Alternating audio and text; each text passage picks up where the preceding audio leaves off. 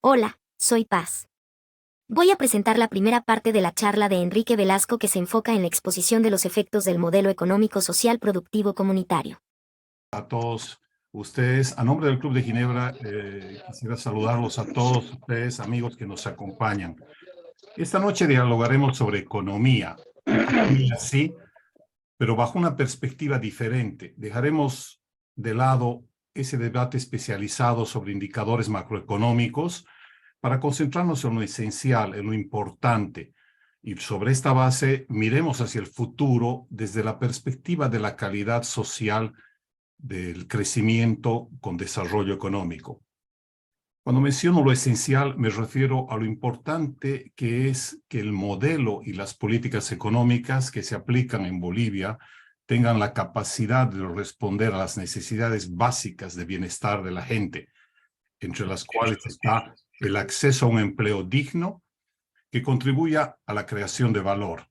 Es decir, en otras palabras, que los modelos y las políticas económicas cumplan con su objetivo final, cuál es el de contribuir a la construcción de un nivel decente de bienestar y de calidad de vida de los ciudadanos. Esto es posible, esta noche es posible, gracias a los trabajos de la Fundación INACET, realizados bajo la dirección de Enrique Velasco y que están siendo publicados cada domingo desde hace unas 6 a 7 semanas en página 7. Enrique Velasco, amigo de todos y conocido de todos, es director y fundador y director ejecutivo de la Fundación INACET. Él tiene un doctorado en física química y un postdoctorado en física electrónica, ambos en Estados Unidos. Lo conocemos como analista e investigador en temas de transformación y diversificación productiva. Volviendo al tema, este tema va a tener dos momentos, es decir, dos charlas. En esta primera charla, Enrique nos va a presentar un diagnóstico general del modelo económico, social, comunitario y productivo, espero no haber olvidado algún otro calificativo, que está siendo aplicado en Bolivia desde hace 17 años, e irá un poquito más atrás de los últimos 50 años, y ver el impacto de estos modelos sobre la construcción de una calidad de vida y bienestar duradero de los bolivianos. Identificará 10 temas estructurales de la economía sobre los cuales no se debate, pero que sí se debería debatir con el fin de construir esta economía que Enrique la llama de y para la gente. 10 temas tales como el crecimiento de la economía por factores externos, la informalidad laboral, la reducción de la pobreza, que, repito, deberíamos debatir ampliamente. En un segundo conversatorio charla, que tendrá lugar a mediados del próximo mes, Enrique presentará los lineamientos de una propuesta de salida estructural en el que el ciudadano sea el objetivo principal y delineará también los principales hitos de una ruta crítica que nos permita transitar hacia esa economía. Sin más, y visto el interés y no podía ser de otra manera, el interés que ha suscitado esta charla por el tema y por el expositor, incluyendo el interés de Paz, nuestra miembro virtual. Enrique, la palabra es tuya. Gracias. Bueno, gracias a ti, gracias al club, gracias a todos los que están presentes en esta noche europea, esta tarde paseña. Es un gusto, una alegría poder compartir con ustedes algunas de las ideas que vamos incubando desde hace algún tiempo atrás, ¿no? Voy a ponerme en presentación. Estoy habilitado para... Tendrían que habilitarme, no puedo presentar mi pantalla. Ya está. Me dice que host disable participant screen sharing. Ahora sí ya estás. Ok, entonces intentaremos once again. Ahora sí, ok.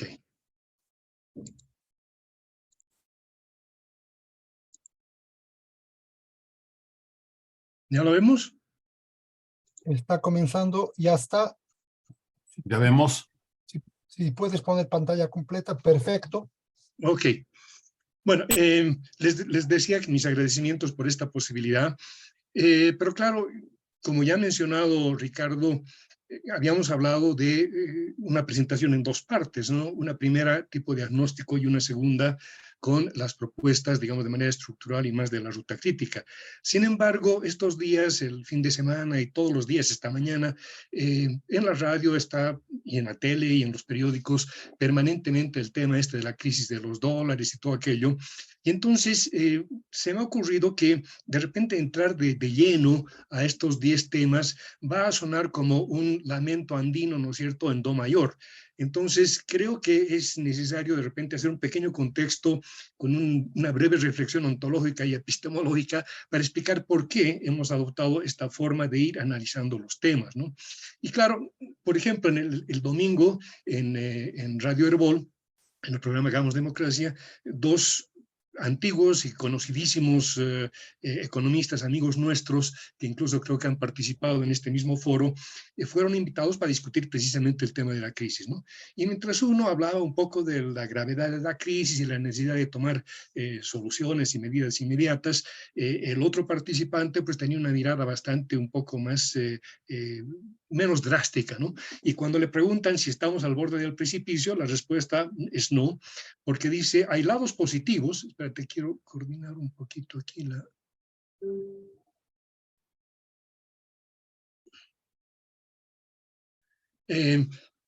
Y responde que no, y le dice, porque hay lados positivos como que el PIB va a seguir creciendo, la inflación es baja, la tasa de desempleo es aceptable, etcétera, etcétera. Entonces a mí me ha sonado esto como que un pensamiento tan absolutamente lineal que realmente termina siendo preocupante, ¿no?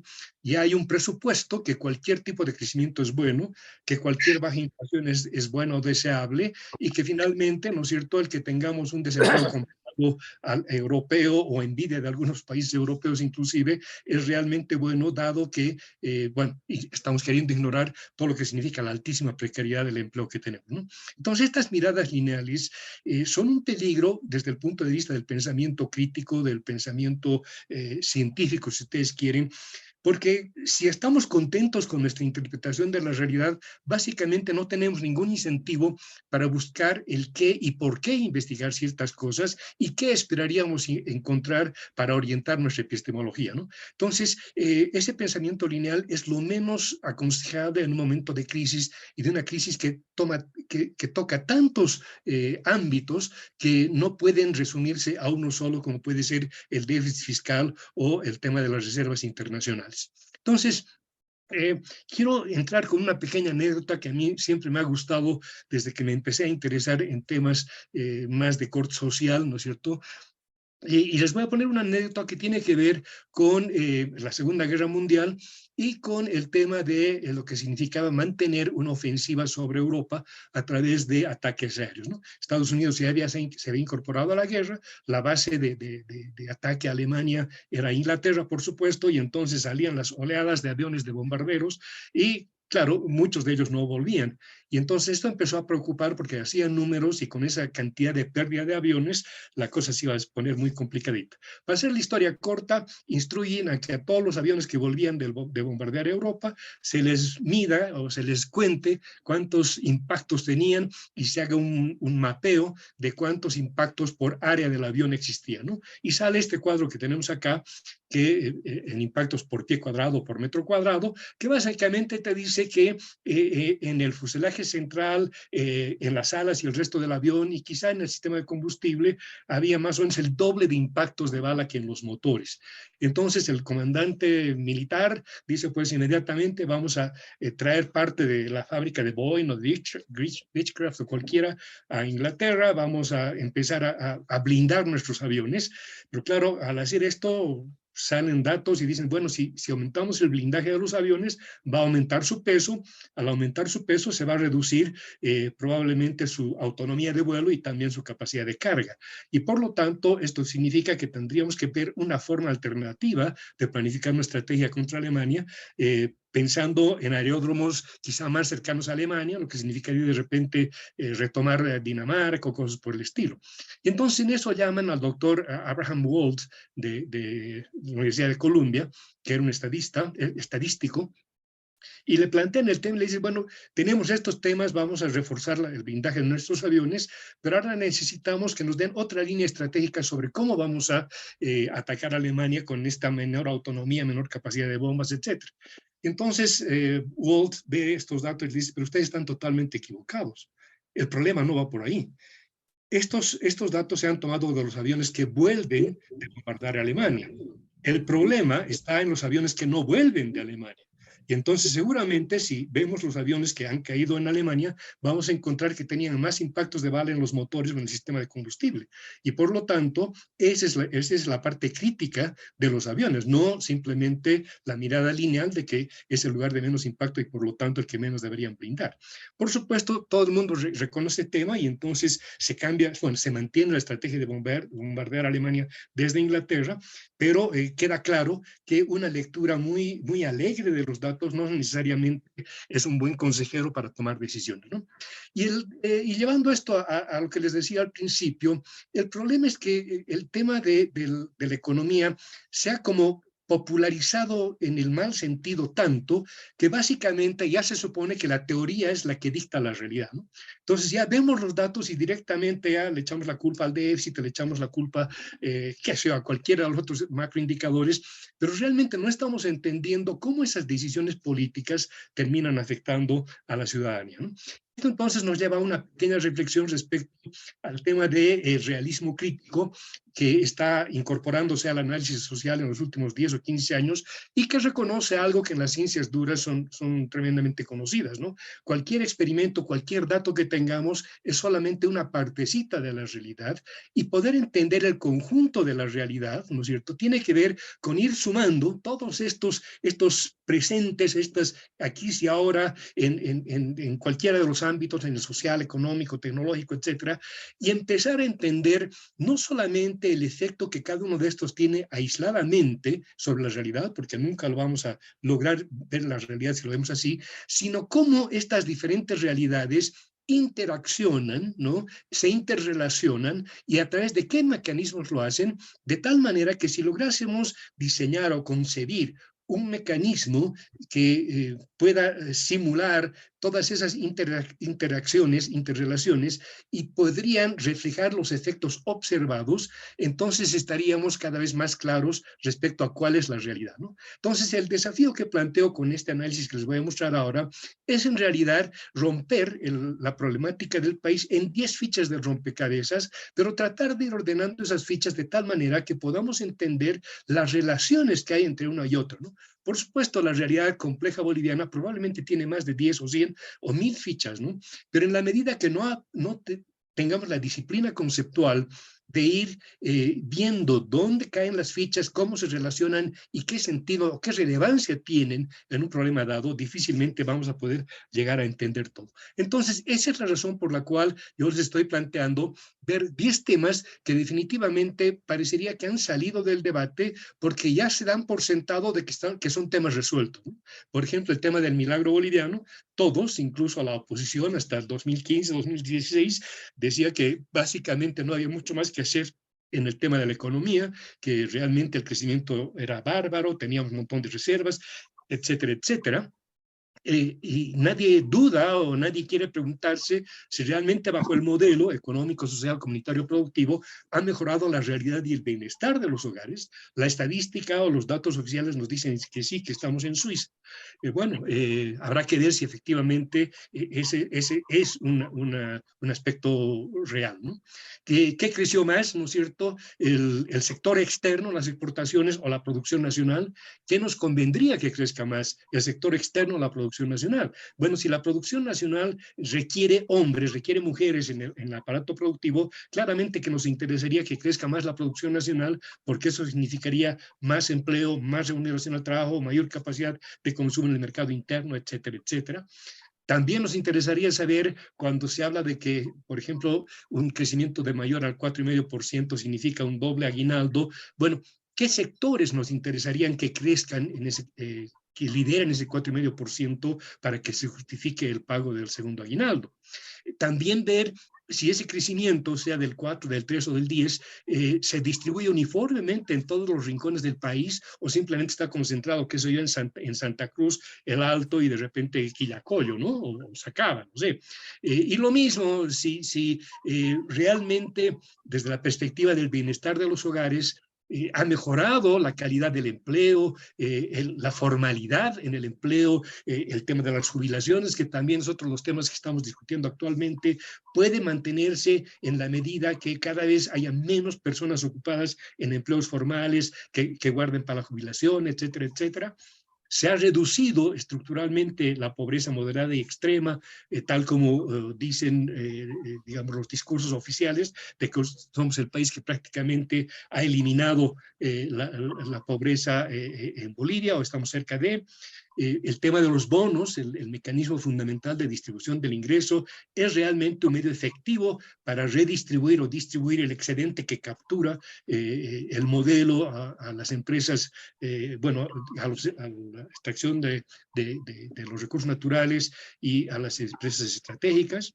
¿En qué medida estos tremendos éxitos de recaudación que tienen impuestos nacionales están reflejando realmente una mejora en el bienestar de las familias, por ejemplo? Y finalmente, para cerrar un poco el tema con la crisis de Fácil, ¿no es cierto?, del banco que no sabemos si existe o ya no existe, bueno, ¿cuál es el rol de la financiarización, de la bolivianización en cuanto a los objetivos de diversificar la economía? Bueno, estos son 10 temas, repito, podrían ser más, pero creo que por ahora esto nos da un pantallazo bastante general de lo que podría ser el esbozo de la realidad boliviana, y vamos a entrar a tocar estos temas muy rápidamente. Básicamente les voy a mostrar datos, cifras, etcétera, que espero que los podamos comentar en la parte final, pero que en todo caso les voy a dar también el link al lugar donde estamos subiendo, al blog donde estamos subiendo los pequeños análisis que estamos haciendo sobre cada uno de estos temas, y que eventualmente confiamos que este año lo podamos transformar en algún libro un poco más sólido, ¿no? Entonces, respecto al milagro boliviano, esta relación de cómo ha ido el crecimiento de la economía boliviana desde 1945 era algo que lo venimos haciendo desde hace 20, 30 años, pero parecería que finalmente muchos economistas están utilizando este mismo esquema para precisamente mostrar el desempeño relativo de la economía boliviana, ¿no? Entonces, si vemos desde 1950 hasta el 2018-20, cómo ha sido la evolución del PIB per cápita en dólares corrientes, el caso boliviano es más o menos de este tipo, ¿no? Si vemos países vecinos como Brasil o Chile, han tenido más o menos este comportamiento. Aquí está Brasil, ahí está Chile. Comparado esto, podríamos ver China, que parte muy por debajo de Bolivia en el año 50, y ya que a partir de los 80 y 90 nos supera, y bueno, ahora sabemos dónde está Chile. Y bueno, voy a ir poniendo una serie de otros países aquí en la región, en el mundo, etcétera. Son economías que han sido algunas mucho más exitosas que otras, pero en general el mensaje que queremos sacar de acá es que en 1945-50 hemos partido junto a muchas de estas economías que hoy son realmente ejemplos de no solamente de crecimiento, sino de desarrollo económico y social, ¿no? Pero en todo ese paquete de compañeros, digamos, de aventura, está claro que el caso de Bolivia nos hemos ido quedando significativamente detrás de todos ellos. Si nos comparamos exclusivamente con América Latina, aquí estaría el PIB per cápita expresado en dólares de 2011, ¿no? Primero en el caso de Bolivia, partimos con un PIB per cápita del 45 de unos $3,000 por persona y llegamos a unos 6,400 al 2018-19, y América Latina en promedio parte con unos 3,200 el 45 y ahora está por los 12,000. Si vemos la relación, ¿qué porcentaje de este PIB per cápita promedio de América Latina teníamos los bolivianos? Bueno, resulta que al 45 estábamos en un 92% más o menos y ahora estamos en un 50%, ¿no? Entonces, claramente nos hemos retrasado con respecto al resto de América Latina, a pesar de todos los esfuerzos que hemos venido haciendo en los tiempos. Si nos comparamos con las 4 economías más chicas de América del Sur, aquí tenemos ya el PIB total de una economía como la peruana, ¿no es cierto?, que entre 2000 ha pasado de unos 50,000 millones de dólares a unos 220,000 millones de dólares. Después tendríamos al Ecuador, que en el 2000 estaba alrededor de los 20,000 millones de dólares, ahora está superando rondando los 100.000 millones de dólares. Uruguay, una economía en términos de poblacionales mucho más pequeña de nosotros, que allá por el 2003, 2004 estaba más o menos a unos 20.000 millones de dólares, ahora está en 60.000, y nosotros nos quedamos con Paraguay, más o menos cuello a cuello, ¿no? Pero hay una diferencia fundamental en lo que nos ha costado a nosotros tener este crecimiento entre 2005 y 2020 y en lo que le ha costado a Paraguay o a Uruguay. En el caso de estos dos países, su impacto ambiental es quizá asociado a la economía extensiva y a la ganadería, pero no son tan destructivos como el caso en el boliviano, en el cual para tener ese crecimiento nosotros hemos tenido que farrearnos alrededor de 20 TCFs del gas, que era el patrimonio de nuestras futuras generaciones. Hemos quemado entre 15 y 20 millones de hectáreas de bosque. Hemos explotado varios cientos de toneladas de oro, y con lo cual hemos contaminado a muchos ríos, ¿no es cierto?, bosques, y a muchas comunidades indígenas. Entonces, el costo, el impacto que hemos tenido nosotros para tener ese mismo crecimiento es muchísimo mayor al que han tenido, por ejemplo, Ecuador o Paraguay, ¿no? Entonces, en general, nosotros en los 45 hemos partido con las economías exitosas de hoy, ¿no es cierto?, con ganadoras de hoy, pero resulta que medio siglo después básicamente estamos como en el punto de partida, a pesar de que desde 1945 hemos experimentado con gobiernos de facto, con democracia, con la Asamblea Popular, con capitalismo de Estado, economía social de mercado, neoliberalismo, socialismo del siglo XXI con este modelo, etcétera, etcétera, pero ciertamente no hemos cerrado las brechas significativamente con estos otros países con los que, repito, hemos partido más o menos al mismo tiempo. La gran pregunta es ¿por qué? Y claro, podemos adelantar ya algunas hipótesis, ¿no? Ciertamente no es por falta de recursos naturales, porque de todos los países que hemos visto, probablemente Bolivia tiene grandes ventajas en términos del acervo de recursos naturales. Pero tampoco podría ser por incapacidad o falta de capacidad de trabajo de los bolivianos. Sabemos que cuando un boliviano sale del Alto, sale de Cochabamba, sale de La Paz, sale de donde sea a otro país, normalmente le va bien. Entonces quiere decir que tampoco es una falta de capacidad de trabajo, ¿no? Entonces, si no son ninguna de estas dos razones, vamos a tener que inclinarnos por pensar que la causa, la razón, está básicamente en malas políticas implementadas por malos políticos, ¿no es cierto?, que no han podido leer cabalmente lo que era la problemática compleja y no han tenido la voluntad política tampoco de hacer los sacrificios que significa realmente llevar a las sociedades hacia un desarrollo mucho más inclusivo, ¿no? Un segundo tema respecto a, bueno, cómo les ha ido a los hogares bolivianos en términos de este crecimiento. Si vemos el promedio del PIB, entre 1990 y 2005, digamos, tenía un cierto tamaño. Hacia el 2006-2016, en promedio, en términos reales, la economía más o menos se duplicó en tamaño. Digamos, si estas áreas nos dan la relación de tamaños, bueno, este periodo sería el doble de acá. Pero lo que nos interesa saber es cómo en las cuentas del ingreso se ha ido distribuyendo ese mayor tamaño de la economía. En el 90-2005, el excedente bruto empresarial era un 50%, 53% del total de la economía, ¿no? Eso en el 2006-2016 se mantiene más o menos en un 50%, ligeramente menor, un 52.8. Pero donde sí vemos cambios importantes es en lo que significa los impuestos, ¿no?, que pasan de un 13% a un 21%, pero a costa necesariamente, como es una pizza que hay que cortarla en 3 tajadas, a costa necesariamente de reducir la participación de la remuneración al trabajo, que cae del 34 al 27%, ¿no? Y entonces la distribución primaria del ingreso, es decir, la relación entre remuneración al trabajo y excedente bruto, pasa de un 40% acá a un 32% acá, es decir, ha empeorado la distribución primaria del ingreso.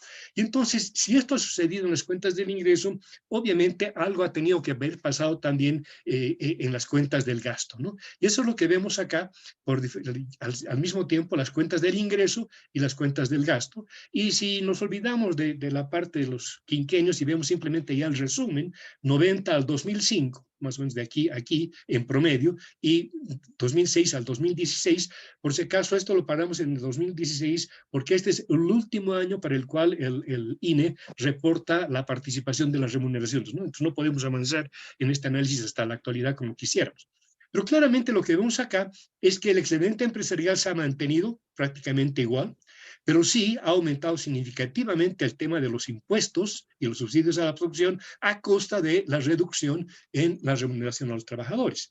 Pero si vemos esta relación, claramente podríamos asociar que si en el ingreso han aumentado los impuestos, esto tendría que reflejarse en un aumento, por ligero que sea, en el gasto de consumo de la administración pública, un incremento en lo que es la formación bruta de capital, la inversión, sobre todo la inversión pública, y fundamentalmente un fuerte aumento que vemos acá en lo que es el comercio exterior, el superávit comercial, ¿no? Y ese superávit comercial, vía IDH y todo lo demás, por supuesto que también ha retroalimentado el tema de los impuestos.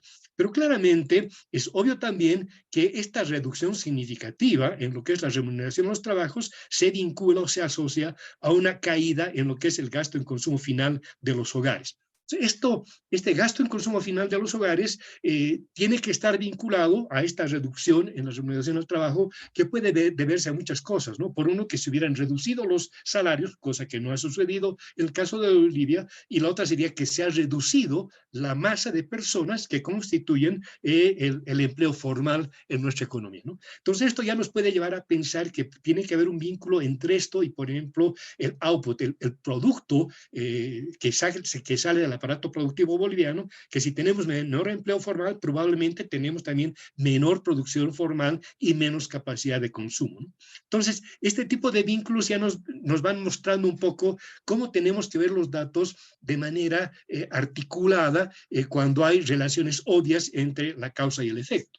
Y sin tratar de marearlos con muchos números, viendo ya la tercera parte, el tema de, desde el punto de vista del consumo, del gasto, qué es lo que ha variado, según el gobierno, según el modelo, lo que ha sido el motor de este crecimiento ha sido fundamentalmente el aumento en la demanda global interna, ¿no? Que es la suma entre el consumo, que a su vez tiene el consumo de los hogares y el consumo del Estado, y lo que es la inversión, o la formación bruta de capital. Bueno, en general, para sintetizar todo esto, lo que está claro es que el componente externo ha aumentado en cualquier métrica que uno ponga, ¿no? El componente externo de la demanda global, el componente importado de la demanda global, el coeficiente medio de las importaciones, y aquí están los promedios de esta estructura 90, 2005, 2006, 2019, y en síntesis lo que tenemos es que la apertura externa ha aumentado en alrededor de 22 puntos porcentuales, de un 50% que teníamos en este periodo a casi un 72% acá, ¿no? Pero ese aumento de la incidencia de lo que son las importaciones, por supuesto, se reflejan también en un indicador que ya no es tan agradable, porque las importaciones han aumentado significativamente respecto al valor del consumo total y particularmente respecto al consumo de los hogares, ¿no? Es decir, ese mayor comercio exterior se está reflejando en que consumimos cada vez más producción importada. Y la participación, la reducción en la participación de la demanda interna, ¿no es cierto?, que cae en casi un 4 puntos porcentuales, mientras que, por supuesto, en esa misma medida aumenta la demanda global interna, o la inversión más bien. Resulta que se asocia fundamentalmente a la caída del consumo de los hogares respecto a la demanda global interna, porque el consumo del Estado, del sector público, ha aumentado ligeramente. Entonces, en su conjunto, todo esto nos está diciendo que el panorama que esto va mostrando es que hay una caída del consumo de los hogares, porque hay una caída de la producción interna. Esa caída de la producción interna tendría que estar, o se podría vincular con lo que hemos visto, que es la reducción del aparato productivo nacional, etcétera, etcétera, ¿no? La mayor incidencia de las importaciones implicaría necesariamente que se está desplazando la producción nacional, lo que a su vez incide en menor empleo, menor valor agregado y menor aporte propio a lo que es la oferta y el consumo interno, ¿no? Entonces, si esto es así, bueno, ¿Cómo tendríamos que esperar que esto se refleje en la estructura del crecimiento? ¿Qué sectores deberían estar creciendo más, ¿no es cierto?, en nuestra economía en los últimos 20 años. Bueno, estos son los 11 sectores en los cuales el INE clasifica el valor agregado, ¿no? Es decir, el PIB a precios básicos, al cual se suma el tema de las importaciones y los impuestos, y la suma de los impuestos al valor agregado nos da el PIB a precios de mercado. Bueno, estos 12, entre comillas, sectores, para poder analizarlos más cuidadosamente, los voy a clasificar en 3 grandes grupos. Un grupo que es automático, es el sector, la economía extractiva, que tiene que ver con minerales, extracción de minerales y petróleo, gas y petróleo, ¿no? Que es una especie de grupo por sí mismo, porque es un sector que básicamente no depende de la economía propia de las políticas nacionales, más bien, porque depende mucho más de la demanda externa, de los precios externos, etcétera, etcétera, ¿no? Entonces, es una especie de sector dependiente de las condiciones externas. Un segundo agregado serían estos 3, los impuestos, los establecimientos financieros y el tema de la administración pública. Ninguno de estos 3 sectores en sí mismo genera valor agregado, ni tampoco genera mayormente empleo productivo. Todo el valor agregado que figura acá, por ejemplo, de los establecimientos financieros, etcétera, después se lo resta al conjunto de la economía real a través de lo que son los servicios bancarios imputados. Entonces, en síntesis, ninguno de estos 3 sectores es parte de lo que podría ser el esfuerzo nacional en términos de generación de empleo, de generación de valor agregado, etcétera, etcétera. Y nos deja el tercer agregado, que podríamos llamar la economía real, que se transa en los mercados, se compra, se vende, etcétera, etcétera, dentro de lo que podemos distinguir 2 sectores, la agricultura y la industria manufacturera, que serían los sectores que tiene mayor incidencia en lo que significa la generación de empleo productivo y en la generación de valor agregado. Y después todos estos, la construcción, comercio, etcétera, sí tienen aportes, pero están con un sesgo un poco más hacia lo que es la acumulación de rentas, ¿no? Entonces, si distinguimos, si clasificamos los datos de crecimiento del PIB en estos 3 grupos agregados, ¿qué encontraríamos? Por ejemplo, para el quinquenio 2000, 2005, 2006, 2011, 2012, 2017. Estas son las tasas de crecimiento promedio que ha tenido la economía en cada uno de estos quinquenios, ¿no? Y estas barras son la incidencia que tienen en ese crecimiento la economía real en azul, la economía FAPI en este rojo y en verde la economía extractiva. La economía extractiva, repito, tiene un comportamiento errático porque no depende tanto de las políticas internas, sino, como habíamos dicho, de factores externos. Lo que queda claro acá, que el sector FAPI tiene cada vez más incidencia en lo que es la estructura del crecimiento, la estructura del PIB. De hecho, ha aumentado su incidencia en 4 veces, ha multiplicado por 4 más o menos su incidencia, mientras que la economía real se ha manejado más o menos estancada. Si vemos esto mismo, pero ya desde la estructura porcentual de esas tasas de crecimiento, lo que vamos a ver nuevamente claramente que el sector FAPI es el sector que está creciendo mucho más rápido que cualquiera de los otros, y de hecho a costa fundamentalmente de lo que es la economía real. De hecho, ya entre el 2012 y el 2020 hay varios años en los cuales el sector, el agregado FAPI ha crecido más de lo que significa la economía real, lo cual termina siendo un sinsentido no sostenible a mediano o largo plazo, ¿no? Entonces, los aportes del FAPI, repito, ya es un bicho raro, por ponerlo de alguna manera, que un sector que no genera ni valor agregado ni empleo sea el sector que aporta más estructuralmente al crecimiento de la economía. Y en síntesis, un poco para mostrar qué ha ido pasando, en este gráfico lo que estamos mostrando es entre 2005 y 2019, la economía en promedio creció alrededor de un 4,2, 4,3%. Si ese 4,2 o 4,3% lo normalizamos a 1, podemos ver qué sectores han crecido más que el promedio de la economía, ¿no? Y claramente tenemos a los servicios financieros que han aumentado 3,3 veces más que el conjunto de la economía real. Después tenemos el cemento, la fabricación de cemento y la construcción, seguido de cerca. Tenemos el otro sector del FAPI, que es los impuestos, el tema de la administración pública, y después aquellos otros sectores que desde el punto de vista del empleo, del valor agregado, del bienestar de la gente, son los más importantes, como por ejemplo lo que era en su momento el tema de textiles, vestuario, cuero y calzados, el tema de los productos agrícolas no industriales, la agricultura tradicional que comprendía alrededor del 30% de la población ocupada, la madera y productos de madera que en su momento tuvieron tanta importancia, exportábamos muebles a Estados Unidos, etcétera, etcétera. Bueno, todos esos sectores que generan el 60, el 70, el 80% del empleo han tenido un crecimiento muy por debajo de lo que ha sido la economía en su conjunto y sobre todo lo que han sido, por ejemplo, los impuestos, la administración pública o el tema de los servicios financieros, ¿no? Entonces, esto ya nos está mostrando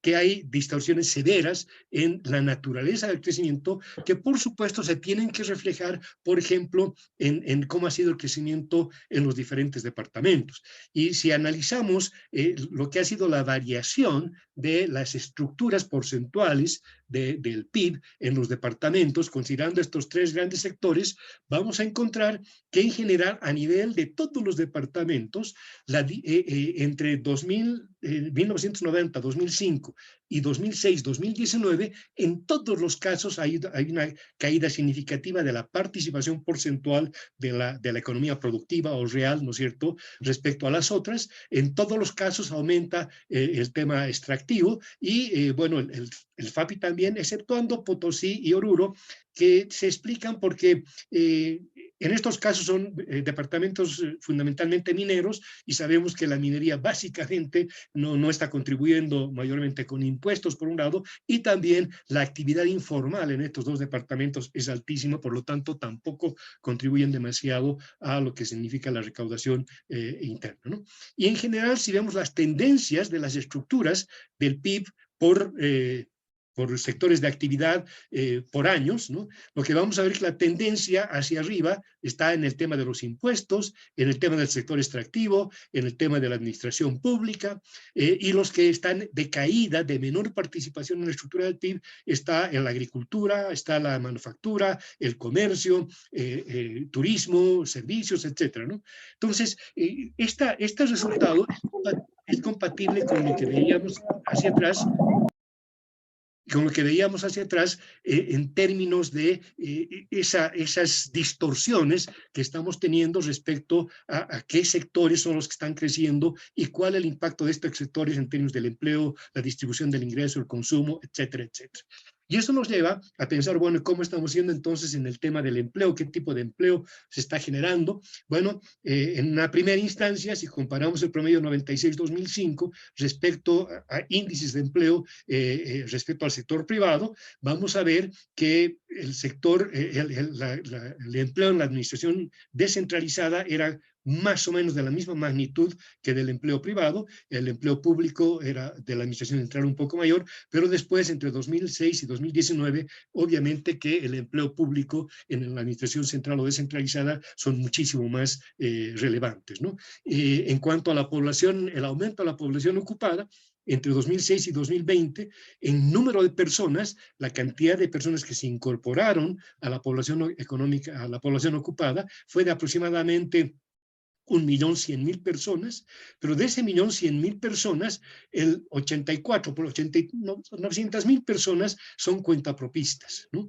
Empleados unos 270.000, pero después, bueno, obreros 60.000, pero patrones, empleadores o socios se han reducido en unos 10.000 y entre trabajadores familiares y profesionales independientes se han reducido en unos 150.000, ¿no? Más o menos un 13% del empleo. Y respecto a la ocupación formal o informal, el 63% son informales, 37% formales, pero con, digamos, la característica de que esta formalidad no se refiere tanto a que son personas que tienen jubilación, seguro de salud, etcétera, etcétera, sino simplemente que son estos cuentapropistas que tienen un NIT. Pero eso, más allá de esa formalidad legal, no significa que el empleo sea de alta productividad o sea un empleo realmente digno, ¿no? En síntesis, hay muchas cosas que también para hablar ligados a esto respecto a lo que es la reducción de la pobreza, que supuestamente nos colocaría como un ejemplo en América Latina y en el mundo, pero cuando vamos desmenuzando los datos, el 95% de la reducción en la población, en la pobreza moderada, está en el eje central, cuando sabemos que la gran pobreza en el país está fuera del eje central, ¿no? Y se concentra en menores de 25 años y aumenta más bien en un 5% para mayores de 64 años. Es decir, un proceso en el que los más viejos han aumentado en términos de pobreza moderada. 700.000 personas con escolaridad entre 0 y 8 años han salido de la pobreza, que junto a este otro indicador parecerían asociar una significativa reducción de la pobreza con lo que es el bono Juancito Pinto, ¿no? Bono Juancito Pinto son 200 bolivianos al año, que equivalen más o menos a 55 centavos diarios por estudiante, y eso equivale más o menos a una marraqueta. Entonces estaríamos diciendo que una marraqueta adicional ha sacado a 700.000 personas de la pobreza, lo cual es bastante difícil de aceptar o de creer. 1% de las personas que se sumaron a la población ocupada lo hicieron en sectores transables como la agricultura, hidrocarburos, minería, industria, mientras que el 99% fue hacia no transables, ¿no? Comercio, servicios, construcción, finanzas, transporte, etcétera, etcétera. Y bueno, ya hemos hablado de la informalidad y la informalidad.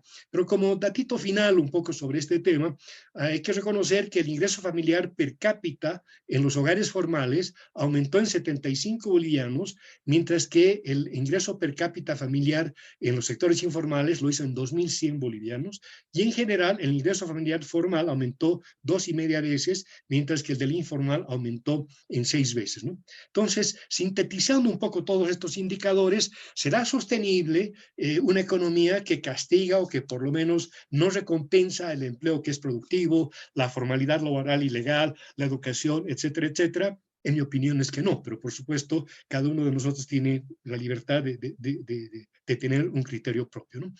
Entrando ya a los dos temas finales, aquí voy a detenerme con algunos ejemplos respecto al tema de la distribución, que digamos es uno de los pilares fundamentales del modelo y que justificaría la captura del excedente y todo aquello que tenemos conocido. Bueno, brevemente, el government take, digamos, se lo inició en el sector de hidrocarburos, porque claro, en ese caso tienes un valor, un costo del gas en boca de pozo, y después en el mercado final, donde te van a pagar por una determinada cantidad, pueden haber condiciones variables de precio, volúmenes, etcétera, que no dependen de política pública, y por lo tanto es razonable que el Estado tenga una participación en toda beneficios o pérdidas en todo ese proceso, porque esa diferencia la está pagando el mercado de destino, que obviamente no son los ciudadanos bolivianos, ¿no? Entonces el government take en ese sentido, en este sector tiene sentido, pero por supuesto el gobierno ha aplicado también esto, por ejemplo, a los bancos, y el vicepresidente anterior no se cansaba de repetir cada vez que podía que le encantaba que los bancos ganen muchísimo dinero, porque el government take, que el Estado tenía participación en esas utilidades. Y entonces el ministro de Economía en 2018, en enero, saca un boletín de prensa diciendo que gracias a las políticas de gobierno, los bancos habían aumentado sus utilidades en 800% y tenían utilidades acumuladas de encima de los 2.200 millones de dólares entre 2008 y 2016 o 2017, gracias a esa política pública. Entonces aquí lo que vemos en la curva roja es el resultado antes de impuestos para el sector bancario. No estoy seguro si es el sector financiero en su totalidad, me parece que es el sector bancario solamente. Aquí está el resultado de la gestión después de impuestos, y la curva azul es cómo se ha ido acumulando el government take, ¿no es cierto?, del gobierno, que hacia el 2019 eran unos 10.500 millones de bolivianos, unos 1.500 millones de dólares. Pero claro, a diferencia del government take en el gas, esto que está captando el Estado no le está sacando al banco, ¿no? No le está sacando al banco, porque el banco se lo saca al prestatario a través de las tasas de interés, del altísimo spread que se tiene, y de sacar al microcrédito, que es prácticamente el 50% de la inversión que se está haciendo en el sector productivo, una tasa de interés nominal del 10, 11, 12%, que puede ser bastante más que eso, mientras que a la gran empresa se le cobra solo el 4%. Entonces, este government take es quitar competitividad o quitarle productividad al aparato productivo nacional. Lo mismo cuando pensamos que BOA, por ejemplo, aporta a los bonos. Bueno, y si vemos un poco las tarifas que tiene BOA actualmente respecto a lo que tenía Aerosur o Yoid allá por el año 2010-2012, bueno, vemos que las tarifas de BOA son prácticamente el doble de las que tenía Aerosur o Yoid. Pero claro, alguien puede decir, bueno, pero efectivamente ha subido el precio de la gasolina y todo aquello. Ya estoy casi en el límite, o sea que vamos a ir cerrando esto. Pero no es totalmente cierto, porque si uno ve aquellos tramos donde BOA tiene competencia, por ejemplo, hacia Miami o hacia Madrid, el aumento de precios no ha sido al doble del que tenía Aerosur o Yoid Aéreo Boliviano, ¿no? Y un tercer ejemplo viene a ser, por ejemplo, Entel, que se decía que al 2017-18 había puesto algo así como no sé, 17.000, 18.000 millones de bolivianos para el bono Juancito Pinto. Bueno, a octubre de 2022, Entel ocupa el puesto 131 de 139 empresas en términos de velocidad del Internet móvil y de 180 en banda ancha fija, ¿no? El costo del Internet está dentro del 20 más caro de la región. De hecho, un giga comprado a Entel cuesta 20 bolivianos. Entonces, si el bono Juancito Pinto son 200 bolivianos al año, resulta que equivaldría a más o menos 10 gigabytes que le compras a Entel. Ahora, un muchachito de colegio, sobre todo de secundaria, normalmente si va a actuar como fue en términos de la pandemia, con mucho uso de Internet, utiliza alrededor de 5 a 8 gigas por mes. Digamos 5, significaría 100 bolivianos al mes. Cerremos el año en 12 meses y estamos hablando de que el niño, por niño del hogar, está gastando 1.200 bolivianos, le está dando a Entel, pero Entel le devuelve 200. Entonces no parece muy buen negocio para los niños, ¿no es cierto? Y no parece realmente demasiado altruista que Entel devuelva el 10% de lo que ha recibido por estas mayores tarifas y por un servicio que no es de mucha calidad. Entonces, vamos a cerrar esta parte volviendo un poco al tema de la distribución del ingreso y el tema de lo que es la remuneración al trabajo. Y acá lo que tenemos son los años del 2010 al 2016, que repito, son los años en los que teníamos el dato para la remuneración al trabajo. Y lo que tenemos acá es el recálculo de lo que los asalariados deberían haber recibido adicionalmente si es que se habría mantenido la participación de la remuneración al trabajo que había en el año 2000, periodo neoliberal, en el cual era 36.1% del PIB. Si se habría mantenido esa distribución del ingreso, los asalariados habrían recibido en todos estos años 170.000 millones de bolivianos adicionales, ¿no? ¿Cuánto han recibido entre 2006 y 2016 en todos los bonos? Juancito Pinto, Juan Azurduy, Renta Dignidad, etcétera, etcétera, 21.000 millones de bolivianos. Es decir, han dejado de percibir 170.000 millones y han recibido 21.000 millones. La octava parte. Entonces, claramente parecería que este proceso de la redistribución y el tema de los bonos, que lo vamos a comentar rapidito hacia el final, no ayuda mucho, ¿no? Y en esto, por supuesto, y entrando al penúltimo tema, el tema de los impuestos es algo que no lo vamos a poder explorar totalmente, pero es altamente relevante en el caso de la economía boliviana.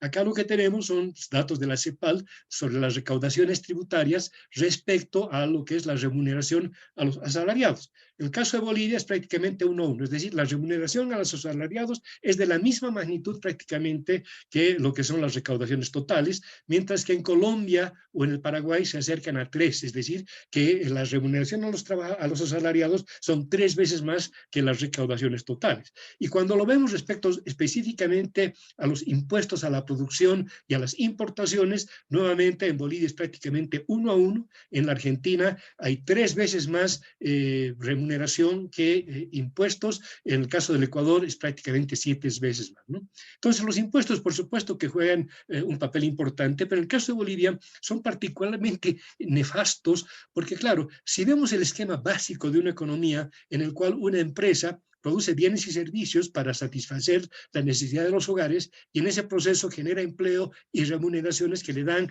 ingreso a los hogares y con ese ingreso los hogares pueden consumir y alimentan, ¿no es cierto?, esta especie de máquina eterna. Entonces, ese funcionamiento se ve distorsionado por el tema de los impuestos. Ahora, si los impuestos son impuestos progresivos en términos de que le quitan o le cobran más al que más tiene para mejorar el ingreso de los pobres, estaría bien, es razonable, tiene un sentido. Pero en el caso de Bolivia, lo que tenemos es que estos impuestos indirectos succionan básicamente el 100% de los impuestos a los hogares, ¿no? Y por supuesto, al hacer eso, al quitarle en los impuestos, están reduciendo su capacidad de consumo. Pero encima tenemos el tema de los bonos, y los bonos son un aumento, un ingreso adicional hacia los hogares, pero es un ingreso que no está justificado por un proceso de mayor producción, de mayor empleo, de mayor actividad de nuestro aparato productivo. El aparato productivo no puede contratar gente porque al fin de año va a haber el joven Juancito Pinto, porque sabemos que despedir a los trabajadores después es Dios y su ayuda. Y por lo tanto, el aparato productivo básicamente mira de palco cómo el Estado gasta bonos, bono del hambre, etcétera, etcétera, sin entrar a este proceso productivo importante. Y el problema entonces de los bonos es que como el aparato productivo no puede responder en términos del ingreso ni de la oferta productiva, esa demanda, ese consumo se va normalmente fuera del país, ojalá por lo menos a importaciones legales, pero fundamentalmente se va al tema del contrabando, que tiene ya otro tipo de problemas, que está también alimentado por el tipo de cambio fijo, etcétera, etcétera, etcétera, ¿no? Y finalmente el tema de la financiarización, y con esto cierro, más rápidamente dos o tres grafiquitos. Cuando vemos el incremento de lo que es el incremento interanual del PIB, ¿no es cierto? En cuántos millones de bolivianos aumenta cada año el PIB respecto a lo que es el incremento de la cartera. Cuando vemos desde el 2001, acá hasta el 2009-10, más o menos el PIB incrementaba 3 o 4 veces respecto a cada unidad de financiamiento que se le ponía, ¿no? Ponías $1 de financiamiento en cartera y el PIB aumentaba 3, 4 veces más. Pero a partir del 2009, lo que encontramos es que en realidad la cartera se incrementa mucho más rápido que el PIB. Ahora, si sabemos que el PIB es una medida del ingreso, está claro que esto no puede ser sostenible a largo plazo porque la cartera, el endeudamiento, está creciendo mucho más rápido que lo que es la capacidad de eventualmente honrar esos créditos, ¿no? Esto también lo vemos cuando comparamos los ingresos del sistema de intermediación financiera, que son las barras rojas, respecto a lo que es el aumento del PIB, el incremento del PIB no extractivo, que son las barras azules, ¿no? Al final del día, la relación de lo que es el incremento del CIF no extractivo respecto al incremento de los ingresos del CIF, que eran básicamente un poquito menos de 1 hacia el año 2010, hoy están casi en 3, es decir, el ingreso del sistema financiero es 3 veces más que el ingreso del PIB no extractivo, que nuevamente es otra forma de ver este tipo de temas, ¿no? Y finalmente, por supuesto, la evolución de los activos financieros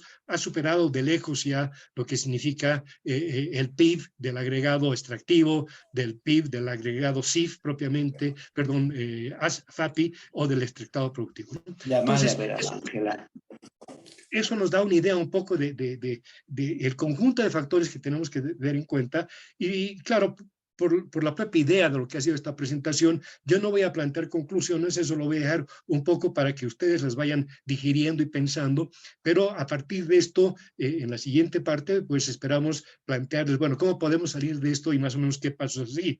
En todo caso, por lo menos los 7 documentos, con el 7º que se va a publicar este próximo domingo, están ya en este blog, Ensayos y Debate, blogspot.com, donde pueden ustedes acceder a los 7 primeros temas, ¿no? Bueno, y en todo caso, a sus órdenes para cualquier consulta que quieran tener. Voy a dejar de compartir. ¿He dejado de compartir ya? Sí, sí. Ok.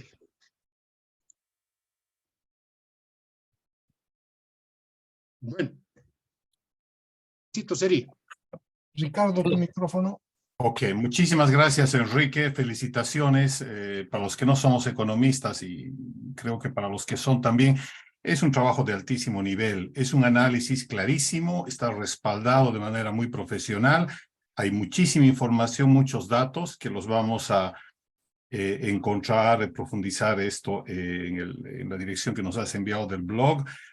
Necesitamos digerir, la verdad, una vez más, no somos especialistas, necesitamos digerir esto para sacar nuestras conclusiones finas, pero ya desde ya decir la verdad que el modelo no es exitoso, no se ha concentrado en lo esencial, se ha concentrado en grandes parámetros de acuerdo a lo que tú nos expliques. Pero bueno, no quiero hacer un análisis, puesto que tenemos que pasar a la parte de la conversación. Antes de eso, un breve paso a la palabra a Rodrigo.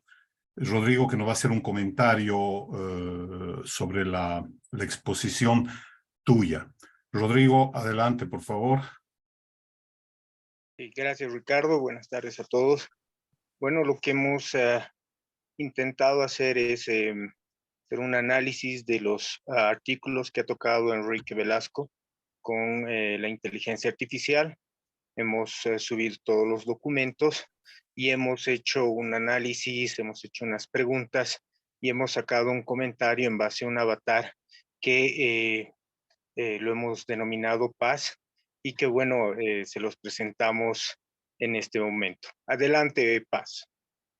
Gracias, Rodrigo y amigos del Club de Ginebra.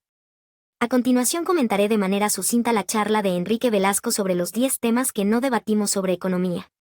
En los últimos 70 años, los sucesivos gobiernos de Bolivia y la academia han descuidado valorar los efectos sociales de las políticas económicas aplicadas. Es decir, lo que se llama la calidad social de la economía, que se refiere a cómo el crecimiento económico y el desarrollo están afectando a la población en términos de bienestar y calidad de vida. Es fundamental que el crecimiento económico no solo se traduzca en un aumento y un control de los indicadores macroeconómicos como el PIB, déficit fiscal, reservas internacionales, tipo de cambio e inflación, sino que también y sobre todo tenga un impacto positivo en la reducción de la pobreza, la incidencia de la subnutrición, la desigualdad y el subempleo y sobre la diversificación económica. Por ejemplo, es importante analizar si el crecimiento económico está generando empleos formales y bien remunerados o si está aumentando la informalidad laboral y la precariedad del empleo. Uno de los temas mencionados por Enrique Velasco es el bajo desempeño de la economía boliviana. A pesar de tener recursos naturales y una población joven, Bolivia ha pasado de estar en el promedio de América Latina en indicadores como el ingreso por persona a estar en los últimos lugares. El segundo tema es la distribución primaria del ingreso. Desde 2006, la participación de la remuneración al trabajo ha disminuido en favor de impuestos, mientras que el aporte del consumo de los hogares ha caído en favor de exportaciones netas y la inversión pública. El tercer tema es el crecimiento impulsado por el sector externo. Si bien Bolivia ha tenido un crecimiento económico sostenido en los últimos años, este se ha basado principalmente en la exportación de materias primas. El cuarto tema es el crecimiento desigual y episódico. El crecimiento económico no siempre se traduce en mejoras sociales y puede ser desigual entre regiones y sectores. El quinto tema es la informalidad laboral y precariedad del empleo. Muchos trabajadores bolivianos no tienen acceso a empleos formales con beneficios sociales y salarios justos. Respecto al modelo económico social comunitario y productivo que el gobierno de Bolivia aplica desde hace 17 años. Si bien este ha permitido un crecimiento económico sostenido y ha logrado reducir la pobreza y la desigualdad en gran medida gracias a una mayor inversión pública, una redistribución más equitativa de los recursos y un mayor control estatal sobre los recursos naturales. Esto no necesariamente se traduce en un desarrollo sostenible y equitativo. Los defensores del modelo destacan su estabilidad macroeconómica y su capacidad para generar crecimiento económico sostenido y que ha mejorado el bienestar de las familias bolivianas. Afirman que el modelo fue exitoso hasta 2015 y que desde entonces muestra crecientes signos de agotamiento en varios frentes. En particular, se ha señalado que la importación de hidrocarburos está teniendo un impacto negativo en los déficits fiscales del país, lo que pone en riesgo la estabilidad macroeconómica del modelo. Otros consideran que el MESC nunca fue un modelo de desarrollo, sino un conjunto de promesas e ideas inconexas que hoy enfrenta sus contradicciones. Además, se ha cuestionado si el crecimiento económico generado por el MESC está realmente mejorando la calidad de vida de las familias bolivianas. Todavía hay importantes desafíos en términos de empleo formal y calidad de vida para toda la población. Además, el modelo económico boliviano sigue dependiendo en gran medida de las exportaciones de materias primas, lo que puede generar vulnerabilidades a largo plazo. La calidad social de la economía boliviana es un aspecto fundamental para evaluar el éxito del modelo económico social comunitario productivo y para garantizar que el crecimiento económico esté al servicio del bienestar y la calidad de vida de toda la población boliviana, promoviendo un desarrollo sostenible, inclusivo y equitativo a largo plazo. En resumen, es necesario ampliar el debate sobre la economía y considerar los temas que han sido descuidados para lograr un desarrollo económico y social justo en Bolivia. Gracias por escucharme.